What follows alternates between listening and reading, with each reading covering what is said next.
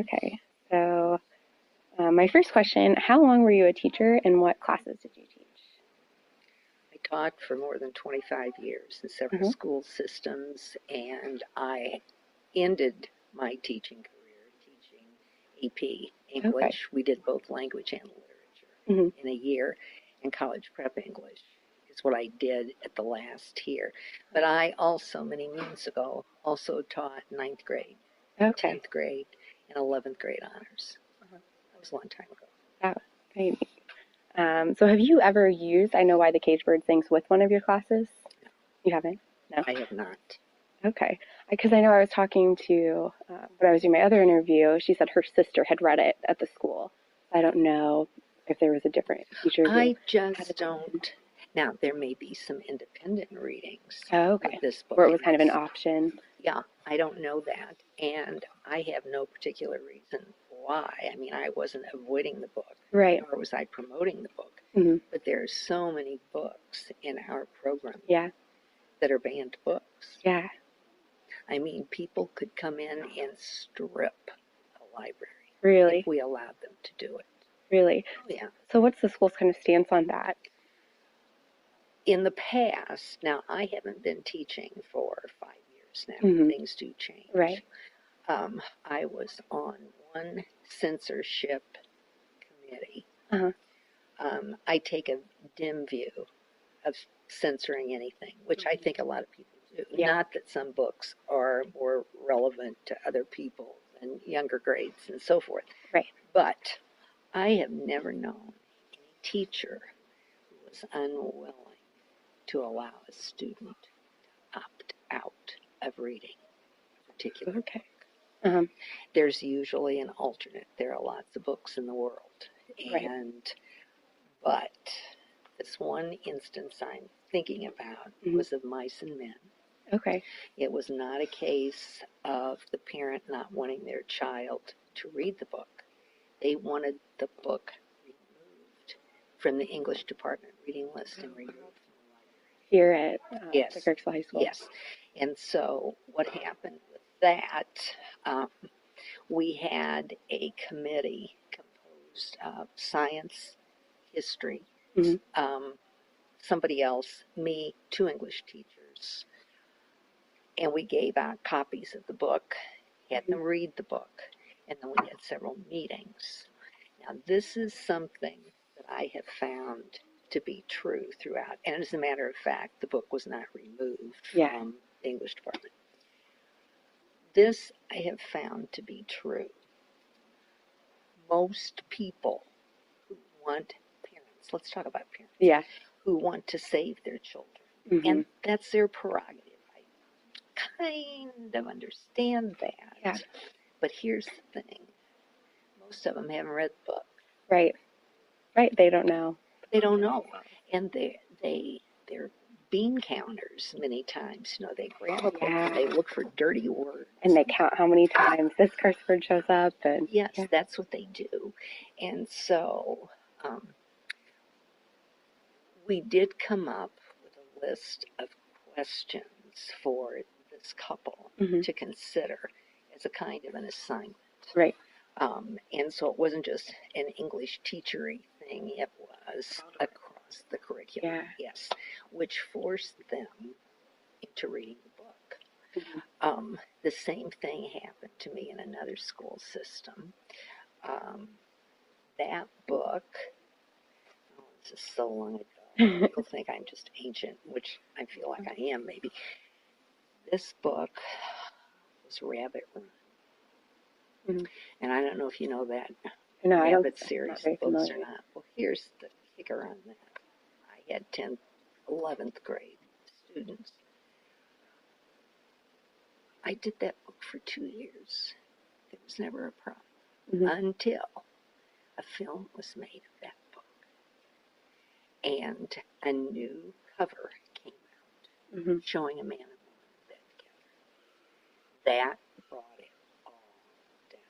Wow. Just that cover of that book. The text hadn't changed Right. any. So who knows what's going to motivate people. Right. To challenge things like Yeah. So, you almost think that those parents hadn't read that book either. They just saw the cover and the book didn't change. But Um, the Garcia Marquez book, 100 oh Years of yeah, Solitude. Have you read that? I haven't, but I've been in a lot of Spanish classes where we talked about it or they Magic recommended it. realism and all of that. Yeah. Okay.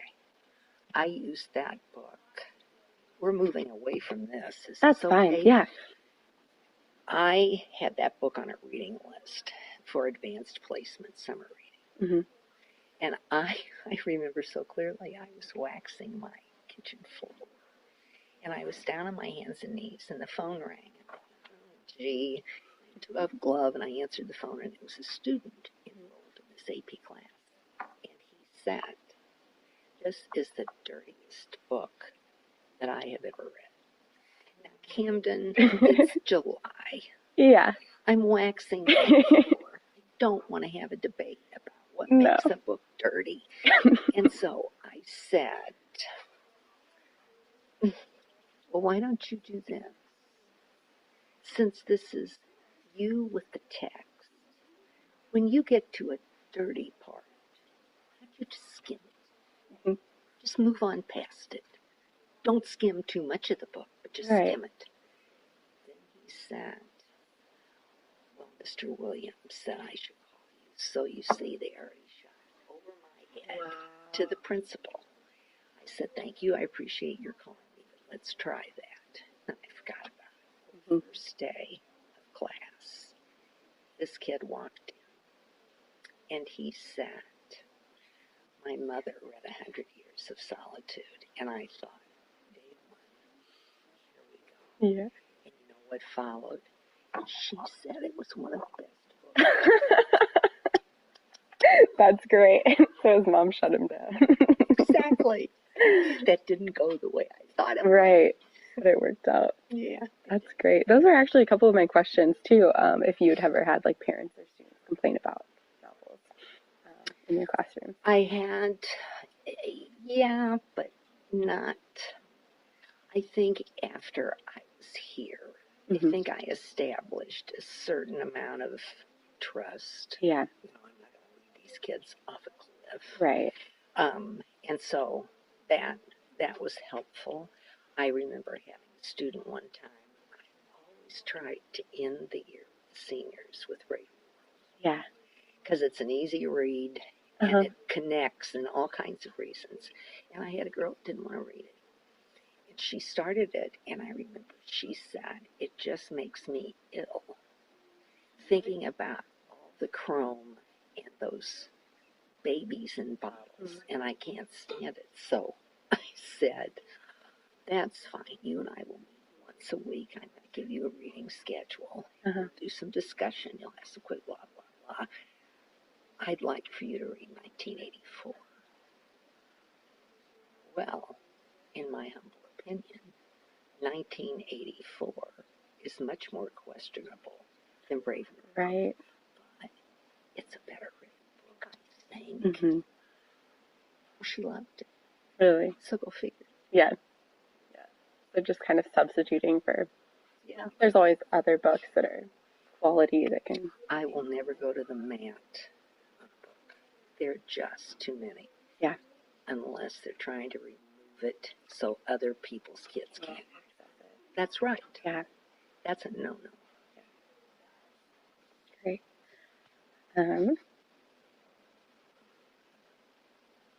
Okay, so I know a lot of times within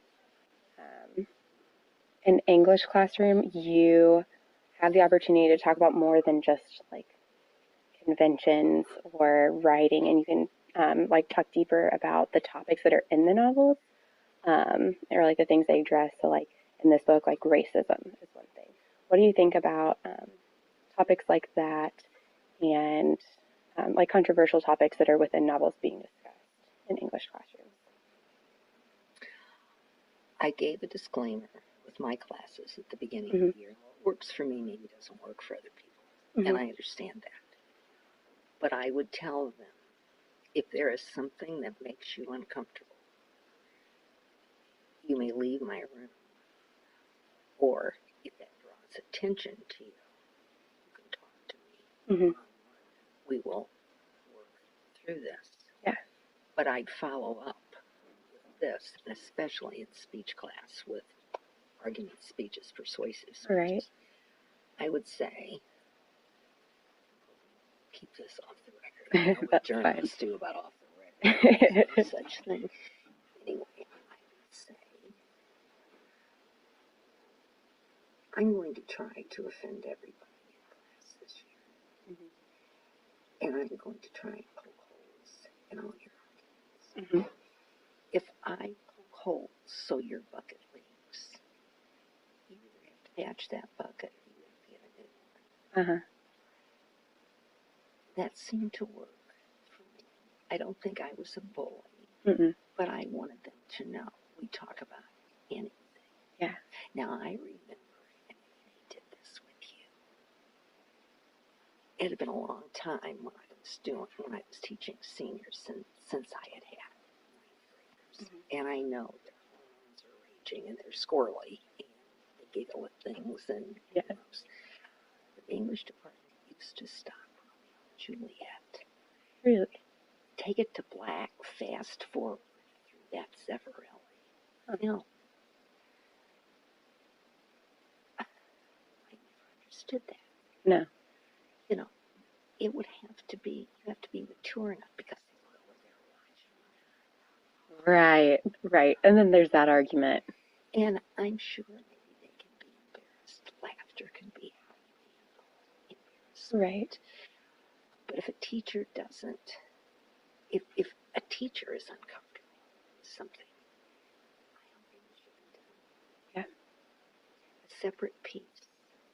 There's that whole sexuality thing, Mhm. separate piece. I think if a teacher is not willing to deal with that, Yeah. then the teacher shouldn't be doing that book. Yeah. There are too many books to do. Right. Great feedback. Okay, so let's talk about I Know Why the Caged Bird Sings. So I guess I'll open it up with just like your general thoughts on the novel or Maya Angelou. Well, I love Maya Angelou. Mhm. She was at Lyceum. Really? Years At ago. Truman? Wow. One woman show, and she read poetry recited from Uh-huh. Murray. She sang. Wow. It was just, well, she's just an extraordinary Yeah. person. I think it's ironic. I don't know if this book is still on a banned book list or not. It gets challenged almost every year. It's still Okay, popular. I knew it was in 2005, but I don't keep up with a lot of Yeah. it. I've been looking at research. It's been challenged like over 30, 40 times. Just different places kind of since it came out. I bet I can tell Uh-huh. the descriptions of sex Yes. are way too graphic. Yes. The homosexuality Mhm. bit Mhm. before Angelo has that relationship with the man. Right. I don't remember it as that baby. That closes out the book, right? Right. Okay. Racism. Yeah. Oh.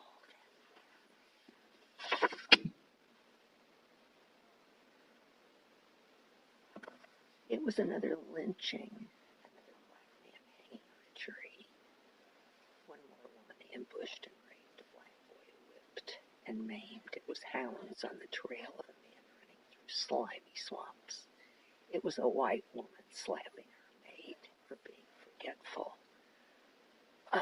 She just, every chapter, every page. So I guess I don't understand how people could get hung up on descriptions. Right. When the meaning of the entire book transcends it all. Right. Yeah. So specifically, you nail me down on something with this book because I think I'm becoming way too general. Yeah.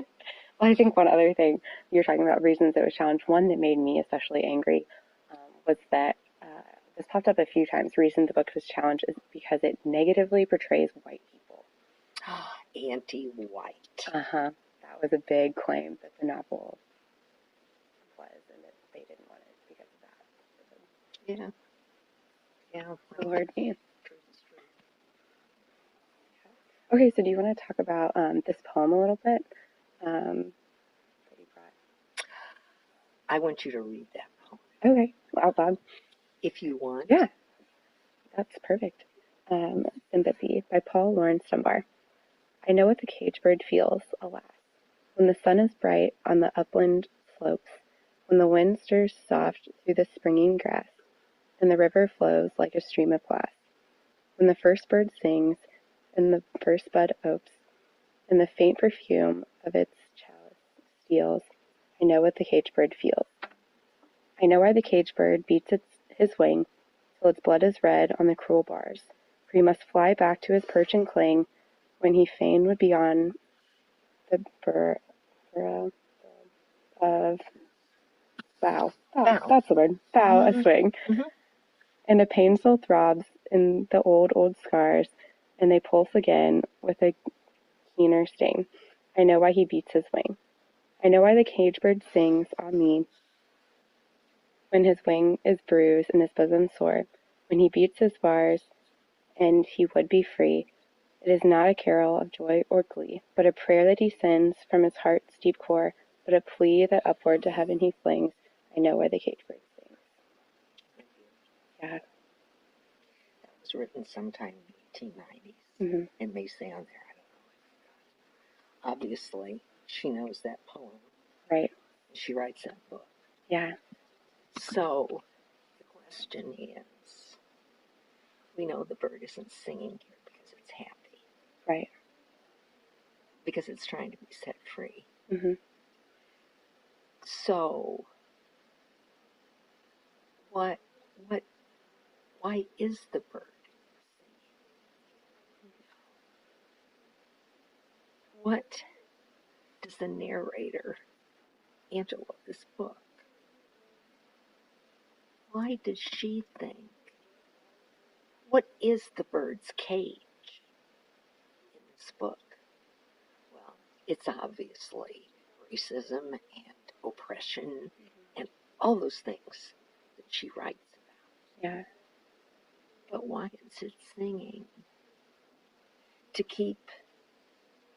To somehow keep itself alive, to be kept hopeful, to have this spiritual kind of effervescence. I just love that book. Yeah.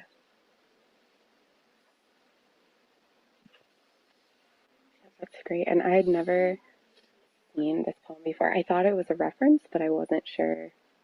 People get on her, critics get on her once in a while because of where she takes some of her material. I remember Bill Clinton's inauguration. Mm-hmm. She was the poet who delivered. Yeah. Well, she uses the theme, the rock, the river, and the tree. Old gospel music. And there were some people that said some kind of not nice things about her borrowing from somewhere else. But the fact It's not new. that not me, I think what she did with this is wonderful. Yeah. And it's ironic, isn't it, that she doesn't talk for, 6 or 7 years or something? Yeah, like 5 years. For a long time. And yet, the way she vocalizes in her literature is superb. Yeah. I mean, once she started, wow. So, I want to go back to this. Why is this thing banned? Why Yeah. is it challenged? The anti-white business, I Mm-hmm. kind of remember that. The homosexuality, and I kind of remember that. Certainly the racism tying into anti-white. What would happen to this book if all those things that people object to were removed. Right. What would be left? Yeah. And they'd be happy. Hmm. Yeah, but there wouldn't be a story. No, there wouldn't No. be a story. Did you ever read, I think, Mrs. Mills? Did you have Mrs. Mills? I did for English too. And maybe she's not doing it. The Bluest Eye. I didn't even read that. That's Toni Morrison. And I don't know if Toni Morrison has changed her opinion on this or not, but she acted to me as if, in my opinion, she was kind of embarrassed that she wrote this, like that she wrote better things. This was a writer's project or something. Mhm. It may have been one of the first novels that she did. Hmm. But, whoa, talk about squirm. It's about this little black girl who wants to be white in the 1930s. And it has to do with incest and all kinds of things. And the author makes the reader uncomfortable. Yeah. To squirm, to want to get, and yet at the same time to understand. And so I agree with you completely. If you removed what these people get to, then the essence of the story would be gone. What else? Yeah. So that kind of ties in. Another thing I was really surprised of why this book was challenged so much is because it is a true story. It's, the memoir of her early life. So that was something that was really shocking to me that, they're telling her you can't, almost in a sense, like you can't tell your story whenever they challenge this book for different reasons or wanted it off shelves because it is her story, like Maya Angelou's personal story. Now, that leads me to something I don't have an answer for. Yeah. If this author had been white, Mm-hmm. would that have made a difference? Yeah. Do you think? I don't know. I haven't thought about that. The racism angle, the white majority, that certainly wouldn't be there. But there could still be rape. Yeah. There could still be all those other things. But would it make a difference? Or is this tied up? This thing was published in 69. 69. So what had happened by 69? Civil Rights Act in 64. Mm-hmm. Dr. King gets killed in 68. Bobby Kennedy is killed. I mean, they're killing all these people. And then is part of this because of the audacity of this black woman Right. to talk about what she's talking about? Yeah. We don't want to think about this? Yeah. Wow. I'm going to go beat a drum with the English department and say, you really need to put this on our list. Yeah, that's what another student and I were talking about, that, we're surprised it isn't required in more places, after reading it and really thinking critically about it, because there's so much. There is so much in it. And this book is almost 50 years old. Yeah. And it's still, it's current. Yeah. Yeah. So Maya Angelou, after this book, she becomes a well-known singer, actress, and poet, and just inspirational figure. But this book doesn't cover any of that. It paints a picture of her very rocky childhood and upbringing. So what message do you think there is within the context of her life? Do you think that adds more to the novel when you think about it in terms of what she went on to do after the setting of this book? What impression did you get if you didn't know what happened to her after the fact? Yeah. What are you left with in this book? I mean, do you think that she is going to go by the wayside and be covered up and that's the end of her? Or do you see her as this phenomenal woman who's going to rise? Yeah. That's the impression I get. So when I look at her life, I think, oh my goodness, you're raped by your mother's boyfriend. You think you can kill people with your words. You don't talk. I think she talked to her brother. Yeah, Bailey. Bailey. Bailey, yeah. So all of these things happen, and then you wind up, oh, is this just something I've gotten by osmosis, or is this in the book? This is why you got to read the book before you talk to anybody. When she stays with her mom, she hasn't had this baby when the book ends, or has she had this baby? I think she just did at the very end. Okay. She's staying with her mother. Mm-hmm. Her mother before that asks her if she wants to have an abortion. Yeah. Her mother says, do you love him? Yeah. She says no. Uh-huh. Does he love you? No.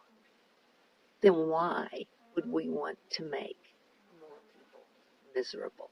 So then it becomes the three of them. Yeah. I think this book ends at a perfect time because she leaves her mother's house. Is that in the book? I'm not sure. See, I should have read the last, one of those people that reads into something, doesn't read the Bible.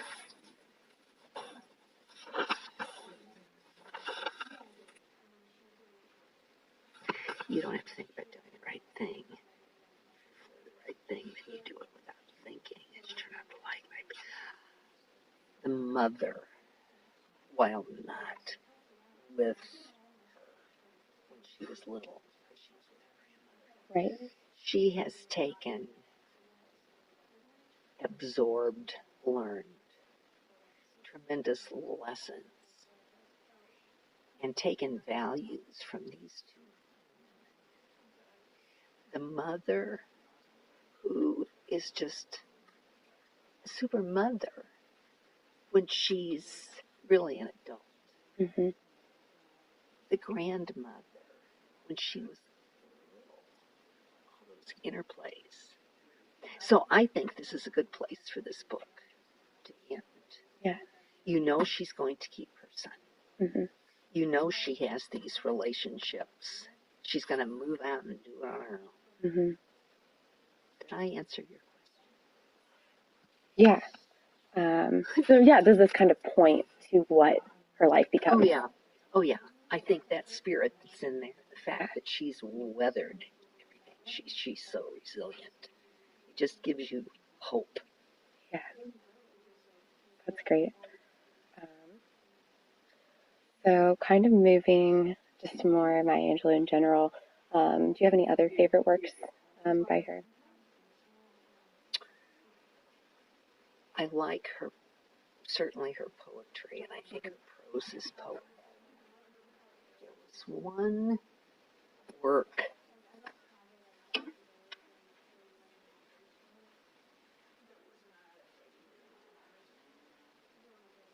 Isn't it funny this was up on time? Uh-huh. This was not a favorite of mine. When she goes to Africa, when she comes back, Mm-hmm. Yeah. but she didn't see the whole picture. Yeah. But I like her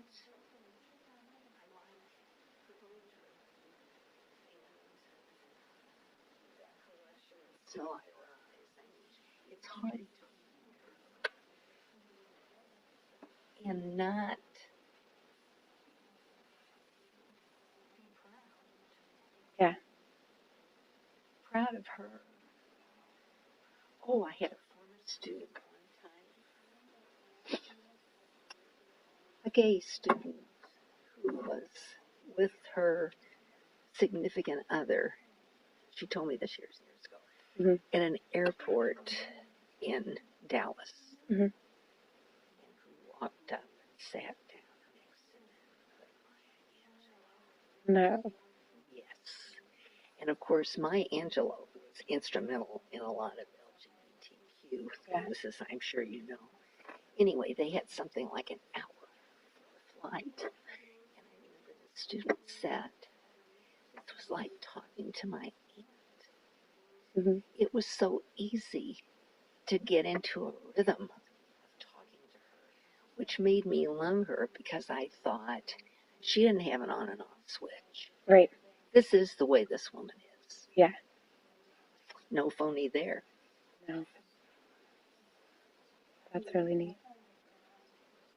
That's just not real life, to just, Angela just comes and sits down next to you. Exactly. Yes. And just starts the conversation. And she said it was wonderful.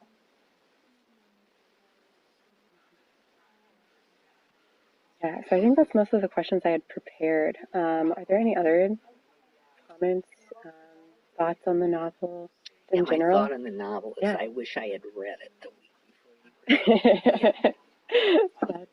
Because everything is just so general with me. Mm-hmm. And well, you probably know, maybe you don't know, when you teach a novel, you read it 100 different ways. Really? Yes. Like now I'm in my twilight years, and I don't have to worry about censorship. I don't have to think about anything.